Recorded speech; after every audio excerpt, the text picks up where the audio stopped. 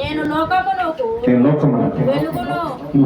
నన్ను వెంబడించువాడు చీకటిలో నడువాగా జీవపు వెలుగు కలిగి. హల్లెలూయా. యేసు మనకు వెళ్ళై ఉన్నాడు. తను గమనించే వారికంట ఏం వెలిగిస్తాడంట? చీకటిలో నుంచి వేరు చేసి, హల్లెలూయా, చీకటి నుండి వేరు చేసి జీవపు వెలుగు నీలో నింపబడును గాక. Result already following. ఆయన వెంబడించడం కలిగి ఫలితమే తెలుసంట. ఆయన వెంబడించేవాడట చీకటిలోని తప్పించేవాడు ఉంటాడు, లోకం నుంచి తప్పించేవాడు ఉంటాడు, పాపంలో తప్పించేవాడు ఉంటాడు, బంధకాలను విడుదల చేసేవాడు ఉంటాడు అని ఒక జీవపు వెలుగుతో నింపబడును గాక. అవునా? ఏ వెలుగు కావాలి మనకి? జీవ వెలుగునేంటి? ఎప్పుడు జీవించే వెలుగు నీలో ఉండటం. హల్లెలూయా. నీ దీపం వెలిగించబడును గాక, నీ దీపం రగిలింపచేయబడును గాక, నీ ఆత్మను పెంపొందించబడును గాక. యేసు లేకపోతే నీ దీపం అయిపోద్ది, మిటికి ఉండదంటే. దాంట్లో రాదు నీకు ఏమన్నా మంట రగాలంటే కృష్ణ జరుగుతుందిగా. నీలో ప్రార్థన శక్తి కలిగి ఉండాలి.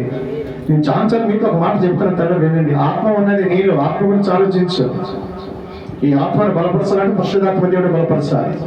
40 దినాలు వెళ్తున్న మాట మౌళి అయిపోవాలి, కరిగిపోవాలి, బ్రోకెన్ పగిలిపోవాలి, ఇరిగిపోవాలి, ఎరిగిపోవాలి. ప్రభుడుగా కాదు, ప్రభు సన్నమాట. నీవు ప్రభుని వెంబడించిన వలన కళ్ళు ప్రత్యేకించే జీవపు వెలుగుతో నింపబడిన గాక. అందుకోసం దాని యెహోవా నా కాపరి, నాకు లేమి కలగదు, యెహోవా నాకు తోడున్నాడు, నాకేంటంట. చూస్తున్నాడు ఆయన.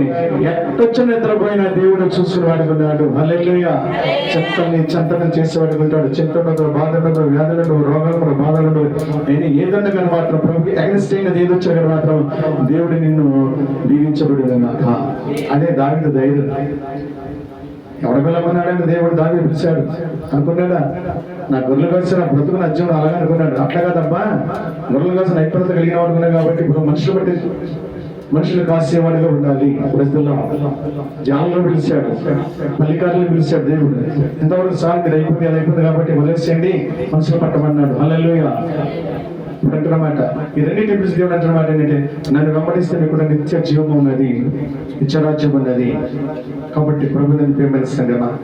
లోకాసు సువార్త 18వ అధ్యాయము 28వ వచనం ముగించుకున్నాం. లాస్ట్ మాట అదే. ఇక లోకాసు సువార్త 18వ అధ్యాయం 28వ వచనం చదువుకుందాం. లోతు దినములలో జరిగినట్లుగాను